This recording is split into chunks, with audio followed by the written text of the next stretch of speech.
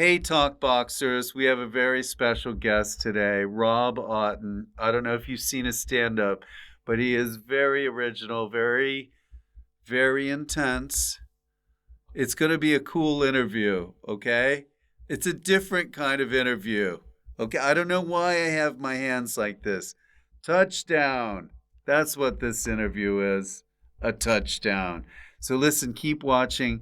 And please feel free to subscribe if you want. Press the button.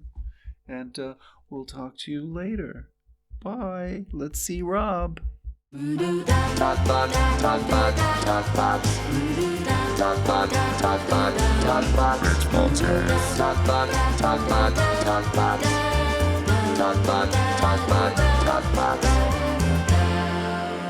What's happening?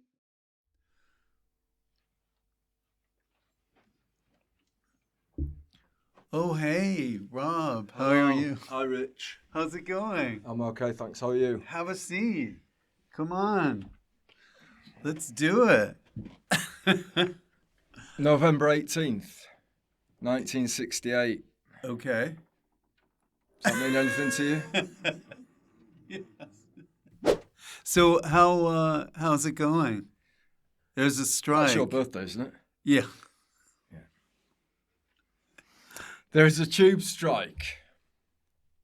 Yeah, I know. It's pretty dreary. It's for 4 days, I think. But they're stopping for the weekend, aren't they? Yeah, for all the fun. It was all shut off, but I got the Overground, and then I got the Elizabeth line, so I was really pleased about that. That's the thing about London. Sometimes you'll be out and about, and then you won't have a way to get home. It's like an adventure. You never know what's going to happen. Yeah. I know. Well, it's adventures can happen in London, can't they? Yeah. Do you think they're overrated adventures, or do you like to have them? Overrated adventures is a good name for something. Yes. Business. Welcome to Overrated Adventures. Yeah. Let's get it patented or whatever you need to do. I've been watching a lot of films about businesses. Oh, really? Yeah. The Boiler Room? The Founder. What is that Michael about? Keaton. McDonald's. Oh, yes. I love that movie. Yeah, I just saw it for the other night. I love when he drove all the way to California just to see the milkshake machines. Yeah. And it made me really want to have McDonald's. Yes. Like all the way through. I didn't like about it, though, is he was dressed as Batman when he walked in. Yeah. And it's like, you're not meant to do that, are you? No. Like take your old costumes to new films. Yeah. I thought, I could just wear this. Yeah, come on, man. We've got our own costume department. But didn't he screw people over? The Roy Kroc? Yeah. Yeah, was it the McDonald brothers? And they had a patent on the way you cook, right? Yeah. Because it was like they had stations where you do the burgers, do the fries. Yeah. And it's and then what? There's a masturbation room. Yeah. Yeah. I think. 2 pickles in every burger, isn't it? 2 pickles. Yeah. Can you believe it? No, two slices of pickle, and what am I doing with this? 2 slices of pickle. Take it out. I thought that was going to be a lot heavier than that. Yeah, it's light. Well, I've been working out recently, so okay. Come on. Nice. Are you doing free weights or? I'm doing Joe Wicks 7 days of sweat workout. You know, Joe Wicks is so popular now. My kid, they want him to do karate, but it's Joe Wicks style. Oh, Joe Wicks karate? Yeah. What's that like? I don't know. He wants to do it, but I told him, what about regular garden variety karate? Yeah. Where you chop people. Do you know what? One of my favourite things ever is to see, like, people who are either going to or coming away from karate. You know, like just when they're in the street. I was in Edinburgh and I saw this kid just walking up the road in a karate outfit. And then you see their belt or whatever. And I think he was like a brown belt or something like that. I was like, whoa, steady on. That's a pretty high up belt. I think it is. Does it go brown then black? Yeah. It's pre-black. Yeah. But no, Joe Wicks, 7 Days of Sweat, but I always just do the first day. Yeah. So it gets harder as the week goes on. You're meant to do 7 days, but I do one and then wake up the next day. If I'm really tired, I don't do it again, but then I go back to the first day. But wait, I thought you meant John Wick. So shit, that'd be good as well. John Wick has that workout class. Yeah. So Joe Wicks. Did you do that during COVID? Were you doing the COVID workouts? Yeah. Did you do that? No. Louis Theroux did that. Oh, nice. He would, wouldn't he? Yeah. He does all the right things. I think he was. I'm not sure about that. He was big on Joe Wick's COVID series. No, John. I only saw one of them. John Wick for the first time the other night. Pretty good. Yeah. Yeah. I could follow it. Yeah. Like my brain, I don't know what's wrong with it. I haven't spoken to anyone about it. Your brain? Yeah. Okay. I know that you can go and speak to people and people talk about getting diagnosed with all sorts of stuff. Everybody's got something wrong with their brain. Yeah, I think they have. Yeah.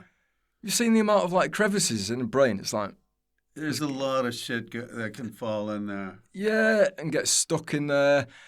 Pennies. And, yeah, when I'm reading stuff, I just can't. Someone was saying the other day about their they bought their child as a particular type of glasses, and it kind of took away their dyslexia. I've heard about that. Yeah. So. Yeah, maybe I'll do that, but I can't concentrate on books and films. I struggle with if the plot is like The Matrix. If it's tough, straight away I'll just lose it. Whereas John Wick, it's simple as I was on top of it. Yeah, because the people there was one stage in that film where he's fighting people in a nightclub, and all the baddies have got a red shirt on. I'm like. They're spelling it out. And then he goes into another room, I think, and all the baddies have got a white shirt on. I'm like, yeah, I'm enjoying it. That's right. Otherwise you go, who's fighting who? Yeah. Which was that's like Memento or something like that. I'm not interested. Oh, Memento is so difficult. Really difficult, isn't it? Yeah. But some people love it. And I think, maybe it's just something to do with... Focus. Yeah. You think it's focusing? Yeah. But I thought you were telling me to focus then. Please focus. Yeah, focus. I give tips while we're interviewing. Yeah. Focus, please. Wait, why do you think that is? You focus on other things, though. Say you're doing stand-up. You focus on your set. Yeah, mainly. Yeah? Yeah, definitely. The words I've... try and get the words sorted out. But maybe you're not interested in other people's ideas. Yeah. Yeah. Unless, if you want me to pay attention to what you've got to say, you've got to make it really simple. Because I've got too much going on already. Okay. What was the last movie that really captured your attention, do you think? Did you see Jurassic World? Which one? The first one? No, this is the one that just came out. With Scarlett Johansson in it? Yeah. I haven't seen it. Yeah. I've only seen the adverts on the side of the buses. Okay. Is The Rock in that? No. He should be. Wait, is he? Kenny's going to look it up. He looks everything he's in Jumanji? Yeah. Oh, the remake of Jumanji? Yeah. No, I've never seen it. Yeah. The last film that... we also watched... Blackberry last night. That was the reason I said that I've been watching. businesses and patents. We were talking about Yes, we were talking about. But why patents. business? What is it about? Are you like into? No, not at all. It's just those two. They're both available on a streaming service. Steve Jobs. That one is good. Yeah, that is good, isn't it? Yeah. Yeah. That. I mean, I like a lot of. I like Steve Jobs's. Some of his quotes are fantastic, aren't they? Like, I particularly like the one about. Once you realise, I mean, this is not the correct quote, but when he says it's something like, once you realise that everything in the world has been made up by a person who is no smarter than you, it kind of frees you up a bit. But, you know, there are quite a few people who are quite a bit smarter than me. But I do think about that, like, everything's just been made by humans, so come on. Exactly. It can't be that difficult. No, exactly. I know there's some very, very smart people around, but they put their pants on two legs at a time, just like everybody else. I saw a quote from Rick Mail the other day that said, don't take authority too seriously, you know. I never took it too seriously, and I was much better off for it. Yeah. Much better for it, you know. And it's like, I spend so much time worrying about... Well, we have hang-ups. We have hang-ups that block ourselves. Yeah. Because it's like, it took me a while just to understand about doing something you wanted to do as opposed to what you thought other people wanted you to do. It just takes... Like Morgan Freeman at the end of Shawshank, when he's just like, sign your little form, mate, whatever. I know. And then you thought he was going to kill himself just like the other guy. Remember? Yeah. And then he decided, no. I never thought Morgan Freeman was going to kill himself in Shawshank. You didn't? No. Okay. Well, that's what they wanted you to think, right? Can I read out some? Look, I did some stuff here. Oh, okay. You brought stuff. You're the first guest. I did some research. Stuff. Yeah. Was that me? Kenny, are you buzzing? No. Oh, okay. I can't be buzzing. I don't have anything. There's no signal in there, is there? No, I don't think so. Might be Rich. Is it me? Okay. God damn it. It's an Amber Alert. That's not funny, by the way. I turned that off. Alerts, I turned that off. You do? You know, no, everyone was meant to get a siren yesterday, weren't they? Yes, I got one. What did it sound like? Woo! Was it loud? Yeah, pretty loud. I just thought, I don't want the fingers in my phone. Do you know what I mean? It's like, you can turn it off. Oh, you can. But imagine if you're in a football stadium or something and it goes off. Or getting intimate. Yeah. Yeah, that would be a problem. And you're like, what are we going to do now? Totally ruins it. Yeah. Yeah. So what did you bring? I'm just impressed. What was St. Albans School in Washington like?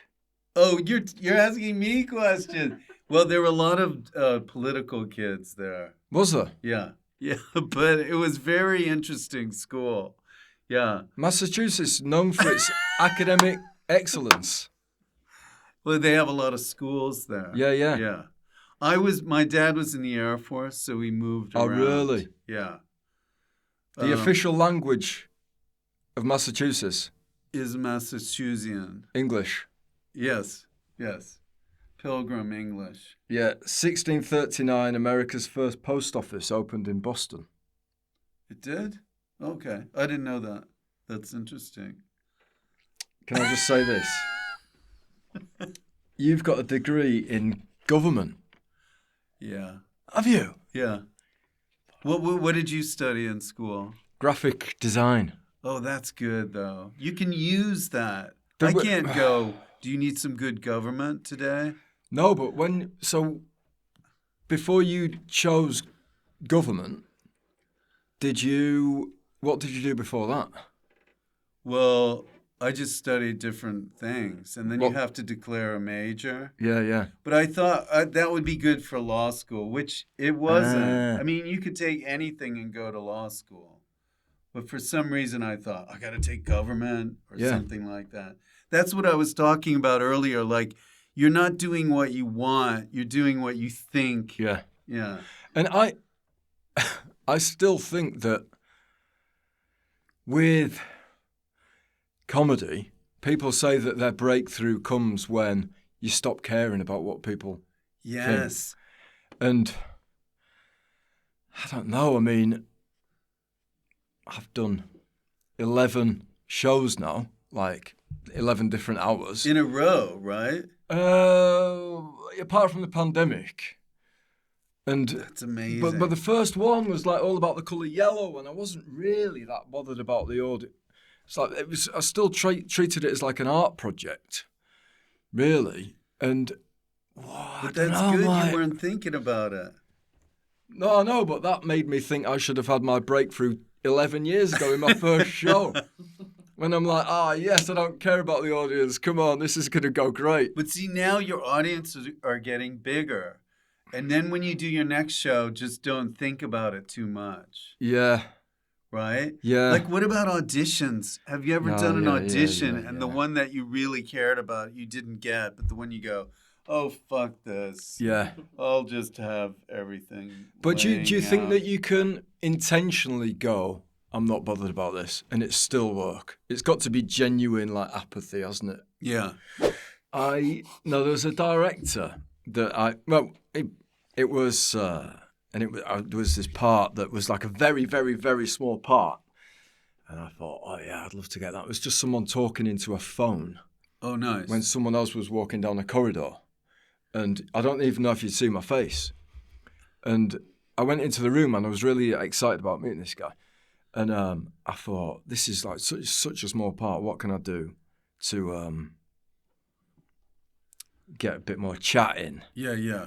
And I'd just been to buy a new pan for cooking, you know. Uh-huh. And I bought a tomato knife. Just for tomatoes? Yeah. Okay. Have you ever used one? No. Well, it's like a small serrated knife. Those are sharp. Yeah, they're really sharp. Yeah, but yeah. it's like, but they don't look sharp. They're really deceptive. So it's like it's got a smooth groove on it, and then you go like that, and like you're in straight away. Oh shit. And he said, "What's a tomato knife?" And I thought, okay, yeah, we've had a good chat about pans. Spoke to him about tomato knife. Did I get the part? No. Why? I just thought I was maybe. You think you went into too much detail? Maybe I took too much of his time. This guy's too interesting. I locked the door. I was like, mate, I've got this tomato knife. Come on, give us the part. But you've been in movies before, right? Have I ever been in a movie? Do you feel like you like to talk to the director, like, who am I? No, not at all. No, I'll do exactly what people want me to do. Yeah, yeah. I was in one movie that was called Marching Powder with Danny Dyer. Oh, nice. And that was his latest film with Nick Love. Mm. When I had a small part in that. But the bigger my We're beard... going to put that up there when, you say it. The bigger my beard grows, the more parts I get for being a homeless person. Oh, really? Yeah. Which is like... No, it's got nothing to do with how much it grows. My picture on the spotlight or whatever is me with quite a big beard. So, but I don't like having a big beard all the time, you know. What if you just shaved it put off? Another picture in there? Well, this is it, but that's one of the things that I find quite jarring about acting. It's like you've got to have like a buyable face, or like a buyable thing. Yeah, so many people. People are looking for a look, aren't they? Yeah. So, and that's completely fine, and that's what people should be doing. That's what I'd be doing if I was a director. Look at this guy. He looks like that. Oh, no, he doesn't. He's shaved his beard off. Oh, well, he's here for the audition. Forget it. Yeah. Yeah. Well, you'd be good for a lot of things besides homeless. I thought so. An intellectual. I think so. Why am I talking about myself in the past tense? A medieval knight. Well, I did that in... a businessman. Do you think I could be a businessman? Alternative business. Well, I was just in Pret, actually, and I saw these 3 guys come in. It was lunchtime, and they all had white shirts on, the same trousers, pretty much the same colour shoes. Yeah. And I just, flipping heck, these, like, you see people in there. Bastards. I know. I'm like, I'd love, they look like they've got some stable stuff going on. Yeah. Do you know what I mean? Yeah. I think, like, seriously stable. they probably know what they're going to be doing in 6 months. Oh. And they booked their flights. They've got stuff sorted. Yeah, They probably go away on holiday to, you know, with other people who are also going to Pret on a lunchtime. And like, because I used to work in advertising. You did? Yeah, from like when I finished. Were you a copywriter? Yeah, just like a creative. Oh, nice. Like a John Hamm. I basically just wanted to. I did graphic design, and that was very much like an ideas-based course. Yeah. So you just had to, like, you got a brief, and then you had to try to answer the brief in a creative way. And I love that stuff. It was awesome, and like where I went to uni in Newcastle, they had all these massive printing presses and like all lino. So it was amazing. And at school, art was the thing that I loved the most. Like and then eventually I got into advertising because I thought advertising looked like such a fantastic place. It's a combination of art and business. Yeah. Yeah. But it's not a place for an artist. No. Or someone who considers themselves to be like, it at the end of the day, it is a business. Yeah, yeah. And for me, it's more about problem solving. Like, you've got to have a problem solving type of brain. You can't just be going off on one and like all the time. Because it doesn't work. Did you do stand-up when you were doing advertising? No. Okay. But it was, the reason I got into it was because I was so like, I had a notebook for like my advertising. And then I had another notebook where I'd just go off and vent and just be like, I fucking hate this stuff, blah, blah, blah, blah. Why can't I just do what I want to do? And you just need like, that. Absolutely. And just like, I felt such a sense of freedom in these notebooks. It was like, no one can tell me what to do in these notebooks. And like, I can draw anything, I can write anything. I absolutely loved it. And then one day the creative director said, I'm having a fireworks party and there's going to be a bit of poetry. And because he's... Who does that? Amazing. And I'd been sending... This was the thing when, you know, people talk about luck. I moved down to London thinking I'm just going to send off some books of short stories that I'd written to advertising companies and like make the covers really nice with like tracing paper and just send in. There's ideas in these. Yeah. Advertising companies like ideas. Of course. Let's see if anyone likes this. And then, but they would just not get back to me at all. I spent so much time like handwriting them all and sending emails, and no one got back to me whatsoever. And then my dad phoned me up and said he was a plumber. Are you? Well, he's a plumber, right? He's retired now. But he said where he buys his plumbing pipes from and his equipment, he must have been in there talking about me. And then the person who worked there said, my brother-in-law runs an advertising company in London. Why don't you get him to send his stuff in?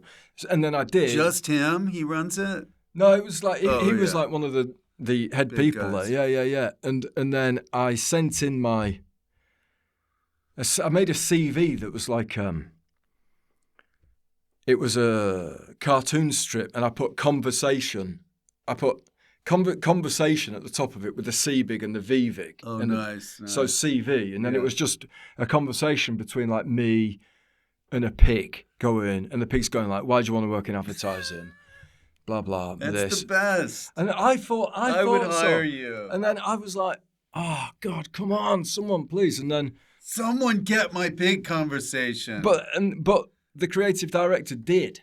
Yeah. A guy called Martin Galton who did like some of the first ever like good Levi's adverts, and he was quite a big dog in advertising.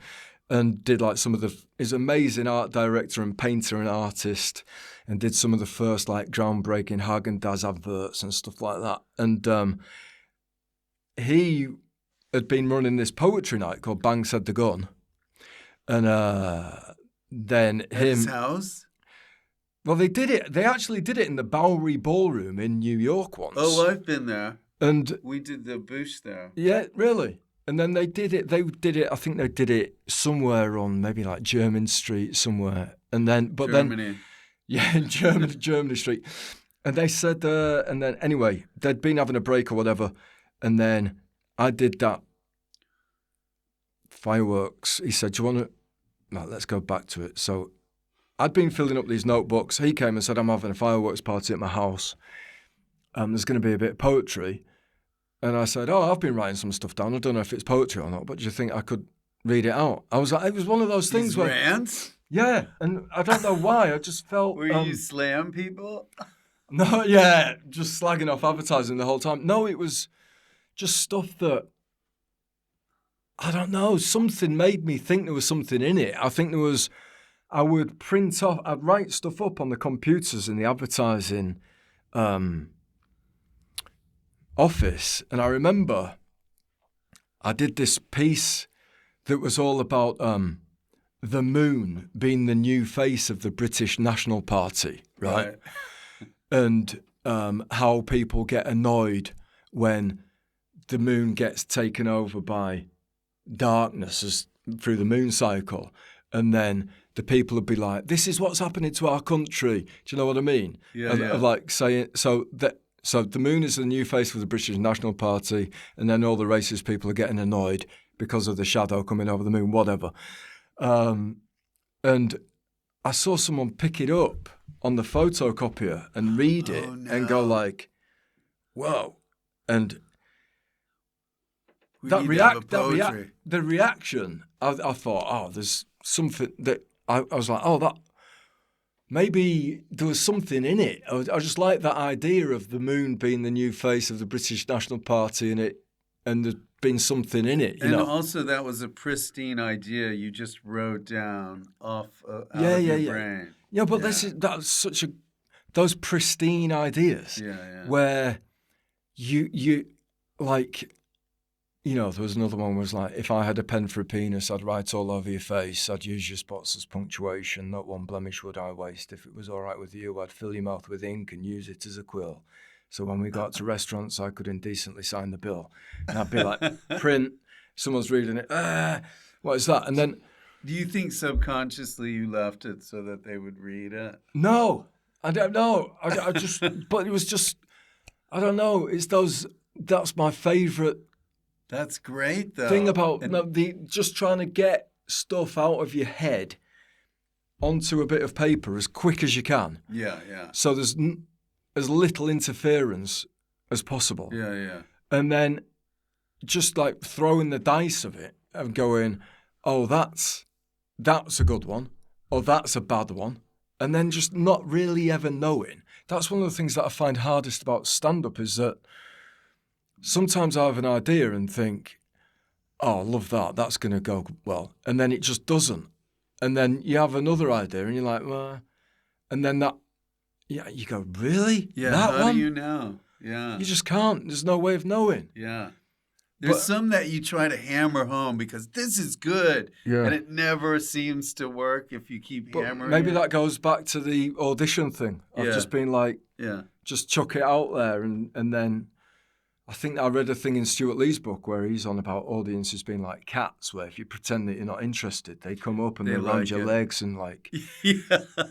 And so then what about this poetry thing? Well, yeah, I did the gig on the garden wall. I stood up on his garden wall and there was fireworks and there was a bit of poetry. And I was saying stuff like... I had a flatmate called Nigel who lived in a shell. I guess that means that I did as well, which was not, it's not my best stuff, but at the start. And they were like, yeah, no, not really that bothered by it. But there was enough stuff for me to feel enthused by it. How long did you go? How long was your set? I think maybe it was 10 minutes. Nice. Maybe even like 7. And it didn't go that well, but it went well enough for me to feel good about it. Hope, yeah. Yeah, it gave me hope. And hope.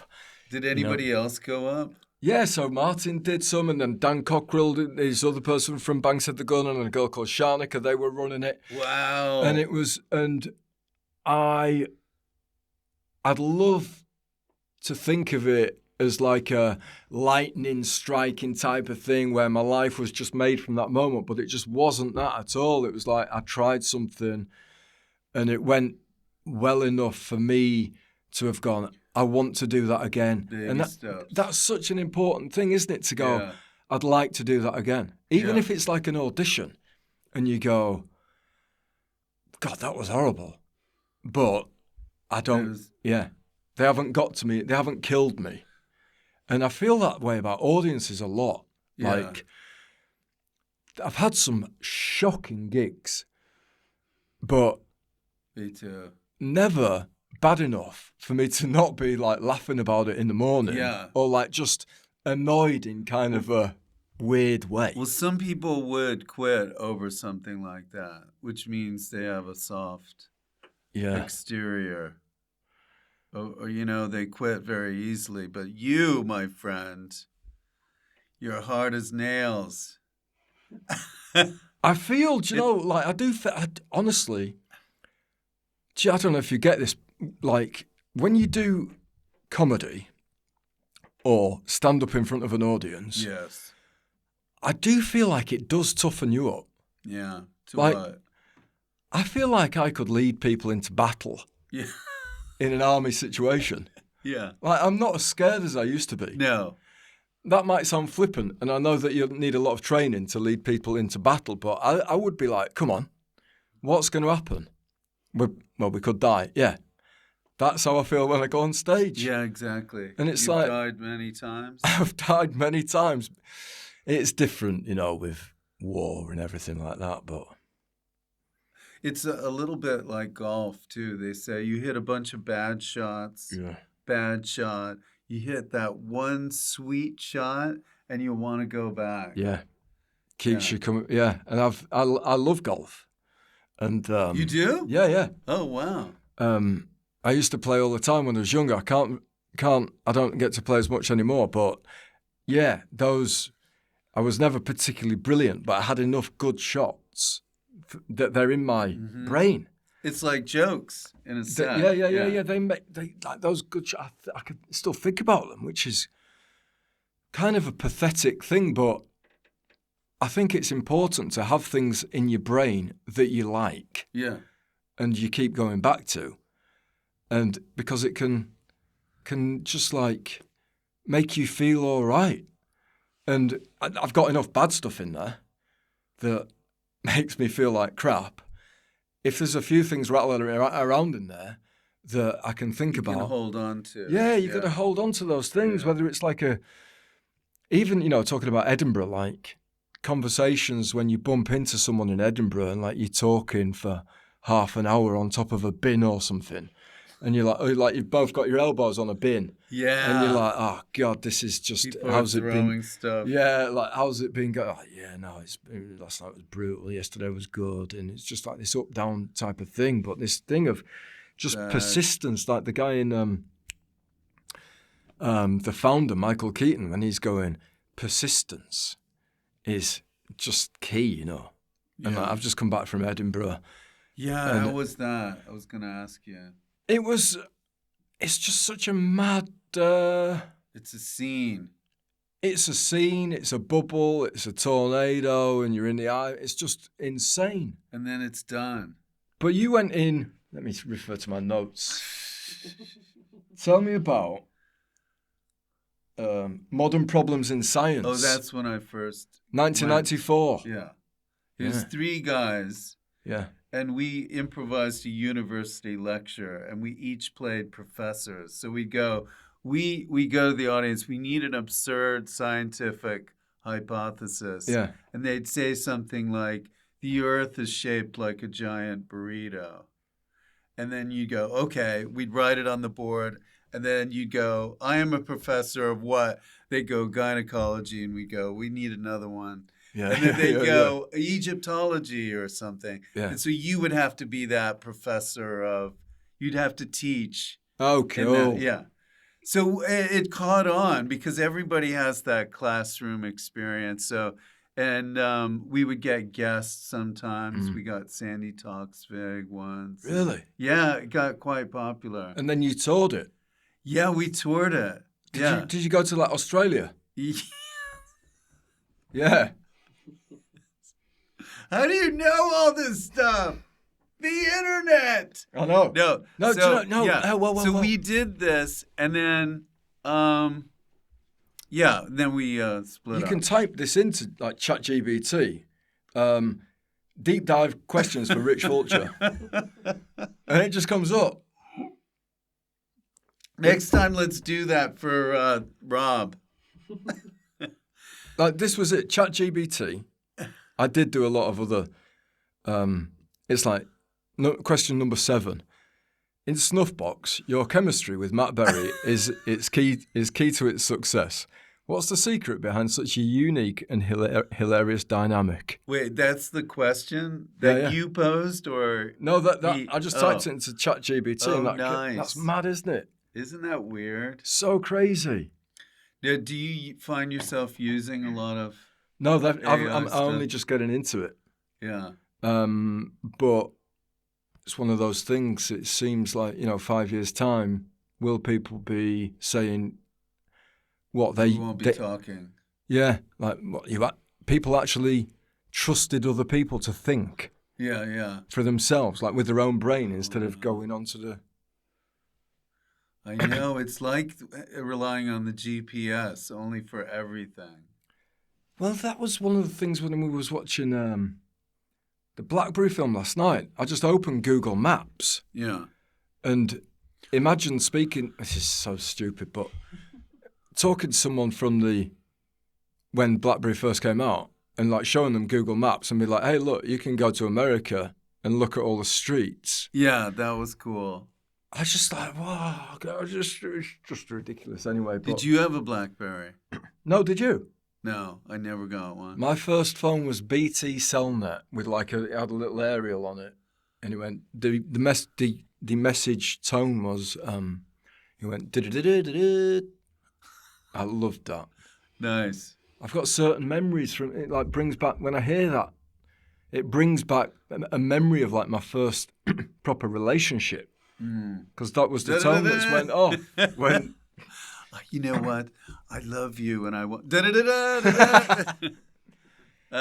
What about? I love the fact you can watch a movie and you can tell what year it was just on the size of the phone. Oh yeah. Like in Wall Street and stuff, they have that movie Wall Street. Yeah. They've got these huge phones. Like you can tell they just came out. Yeah, I mean, my dad was actually one of the first people to have a mobile phone in a satchel in the village where I grew up. Oh, and you wheeled it. Yeah, well, it was in like it was about the size of what would be a laptop case now, but then it had the receiver on it, and people would laugh at him, being like, "What are you doing? That's never going to take off." Yeah, and don't jump in the pool with that. Well, no, exactly. You have to stick that in a bag of rice. It gets wet. But no, Edinburgh, it's such a strange thing. I love doing it. Yeah. And the main thing that I wanted to happen was for my show to be better at the end than it was at the start. Mm-hmm. And I pretty much the words were pretty much the same, but I'd learned how this is the thing. Delivery. That's it. Yeah. And that's just trial and error. And I did like 30 work in progresses or something like that. There's nothing like that. No. Where else do you get that than a festival where you do it over and... But there's just that thing of going, I thought that my words were enough, but they aren't. You've got to use your face. Yeah. And the different volume. Like ideally, I would just be able to read out the script, and the ideas would be good enough. No, it's the for whole people. package, isn't it? That's it. And I'm only just realizing that. So, are you doing anything with your show now? Are you going to do a tour? I'm going to tour. I'm touring it next year. Yes. Soho Theatre. Plug away. Yeah, I'm doing a nationwide tour from January. Buy your tickets. Buy your tickets, please. robauton.co.uk. Oh, nice. It's on your site. Yeah. But, and the good thing about doing shows, like doing I've been touring. I've toured I don't know how many. You like touring, though. You're a touring beast. I do like it. Yeah. But I never look forward to, it's not like I'm bouncing off the walls when I got on the train, being like, oh, I can't wait for this show tonight. It's always just like, I've got impending dread. Yeah, approach with caution. Yeah. Every audience ever. You never know. You never know. And like when I was doing a gig once in Exeter, Phoenix. They're great. Have you been there? Yeah. There was a person on the front row who had a full Five Guys meal. Burger, chips, milkshake. And I was like trying to do my show. Did you call him out? Yeah, big time. I just moved it to the middle of the stage. It's like, you can come and get it if you want it. Too much. I hate that. And like, plus it makes you can smell it probably. Absolutely. Food, it's like, please. I get so, especially in Edinburgh when I've got my script. I bought the script like it was. This isn't a lot. I don't know. For your show? Yeah, I'm not good. Nice. Are you good at learning lines? No, I'm terrible. Same here. So don't talk to me about lines. This was only, what is it? How many pages? 11, which isn't that many for an hour. No, but each page is like what, 7 minutes? Yeah, and I was determined to learn it, and I was so close on the Wednesday when the preview started to knowing it, and then some people said, look, just get rid of the script. Yeah. And just kind of, it enough. Yeah. But I tried it on the Thursday, and there was these people looking at me, and I just completely forgot where I was in the script. It's like, because you're learning it like in a room, in a different venue, and then the minute you get under lights, and then there's people, it's like... Yeah. And it was such a... To think, some people never put themselves through that. But I know, it's unnecessary. It's unnecessary. I know people put themselves through other things in life that are difficult, but for me... Marriage. No. Yeah, that, all that. But it's like, it's just so... It felt like the world was ending when I forgot my lines. Oh, no. So what did you wind up doing? Well, of course, you just wing it. And then you get a bit further into the story, and then you realise you haven't said a key bit here. So then you don't know what's happening. And then after the show, I'm a complete wreck. And people are like, I said, I forgot it. I've completely fudged it all. And they're like, what are you talking about? We all thought that was how it was meant to be. That's one thing I've learned is never like micro criticize your show afterwards, because they go, what? Yeah. You missed this bit? Yeah. I didn't know that. It's like, it's more important to you than... Totally. Yeah. And that is even, I think that's it, is even, say if you're like, who was it who was saying, like Jerry Seinfeld maybe was saying that you get 90 seconds grace or something. Oh, as a famous celebrity, yeah. Yeah, but what I'm saying is that even people maybe like him, would he say was it what's the deal? Yeah. Well, would he say like, who was it who said look, never take the audience's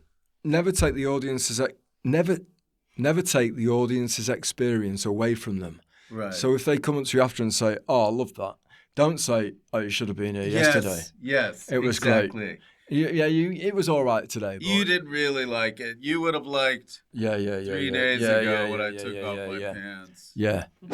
Well, Rob, this is a portion of the show. I don't know if you've seen the podcast at all. I have. It's award-winning. Yep.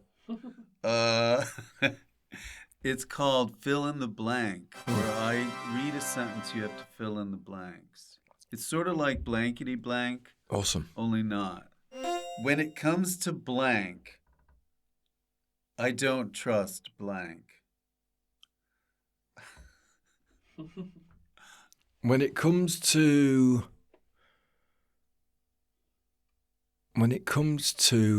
circles, right? I don't trust compasses. Yeah, you can never do a perfect circle with a compass. That's good. Maybe I do trust compasses. What's the best answer? Have you ever done that one before? No, this is like getting in like your notes, just the top of your head. Okay. Eating blank is disgusting. Absolutely disgusting. Eating pasta is disgusting. Then what? Pasta? Absolutely disgusting. Was there another blank? No, that's it.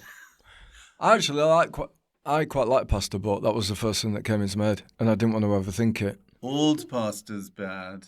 I do that. Do you have a what about orzo pasta? Do you like that? Like the big rice. Yeah. Really good stuff, that, isn't it? Yeah. Only I've had it once where this is when I was not clean. What do you mean? Drugs. When I was in school, in university. Well, you'd get it, and then eventually there'd be like lice and stuff in it. Oh yeah. What are they called? Is it called not? It's not winnets or something. Maggots. No, once I was at a hotel, and the muesli had been out for too long, and my nephew looked at it and he was like, "There's stuff moving in this muesli," and my mum was like, "No, there isn't," and then she looked in it and there was. So it's like they're getting flour and stuff like that, and I think they must get in pasta. It's a certain type of bug. You should have gotten a free meal. Can I get a blank blank?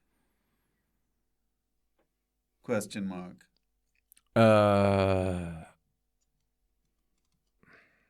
Can I get a sparkling water? Yeah. Okay. This is the problem. So like now, I would love to be saying words that are funny and demonstrate my...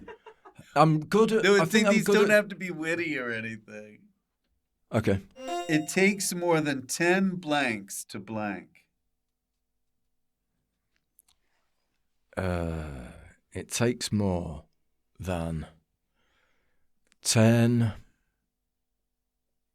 journeys to die. That's pretty good. I like that. Because no one knows how big a journey is. A journey could be, 10 how many journeys do you do in your lifetime? This podcast could be a journey. Exactly, yeah. Last question. Yeah. You're probably glad it's the last question, right? Yeah. I blank way too much, so I've decided to blank. I eat way too much, so I've decided to fast. Nice. Yeah. You were the body double for Garth in Wayne's World 2. For Wayne. For Wayne? Yes. Fuck. That's okay. You were the body double for Wayne. I got to dress up as him. I would sign autographs as him. Really? Yeah, because people would come up to me. Really? Yeah. How cool is that? Well, because we were on location and we were the only crew there. It was in Chicago. And I was dressed as him, and then they would go, "Hey, man, can I get your autograph?" And then I'd just sign it and stuff. Oh, really? Otherwise, I'd go, "I'm not him," and they'd get mad at me. Yeah, so you had the cap on. Yeah, and the wig and everything. Yeah. And there was a Garth double with me. Was there? And we did the Bohemian Rhapsody thing when we were. I got to drive the Pacer. Did you? Yeah. Whoa. It was such a cool experience. Yeah, that's awesome. Yeah. But I want to end with something to do with you. You're doing your tour. Yeah. This is your last plug. You're doing your tour. Yeah. robauton.com.co.uk. .co.uk. I'm doing my tour. And yeah, it's called Can, Story of a Man Called Can. It's about a motivational speaker that I made up. I love it. Yeah. 50% of crows die within their first year of life due to competing flocks, starvation, and predators. Doesn't that make you feel like you've done well to keep yourself alive for as long as you have? Life ain't easy. Hello. See? Yeah, exactly. That's the stuff that you would see. But no, what about, can I talk to you about this? Okay. Upright Citizens Brigade. Yes. Were you in that with Amy Poehler? I wasn't in specifically with her. They did shows early on, and we did a show called The Secret of Happiness. Right. And I played a host like a motivational speaker. Oh, did you? Yeah. But what we would do was we'd say the whole show, the secret of happiness is in this box. Yeah. And we would do a lot of stuff in the show. And at the end of the show, we got everybody to come out of the theater. Yeah. And we said, we're going to read to you what the secret of happiness is. And then we'd have a car come by. And we the secret of happiness is don't be a sucker. And it was filled with biscuits. And we'd throw the biscuits at the audience. And the car would drive by. And we'd get in and drive off. Whoa. And that would be the end, yeah. Oh, cool. So that's what I'm going to do now. Yeah. No. Get out the biscuits. That was interesting. Thank you for watching. Hope you enjoyed it. And listen, guys, if you have any questions, because Rob asked me a bunch of questions, why don't you ask some questions in the comments? And I'll try to answer them on the pod. Isn't that a good way of interacting with people? Yeah. Okay. We're a family, right? Okay. Bye.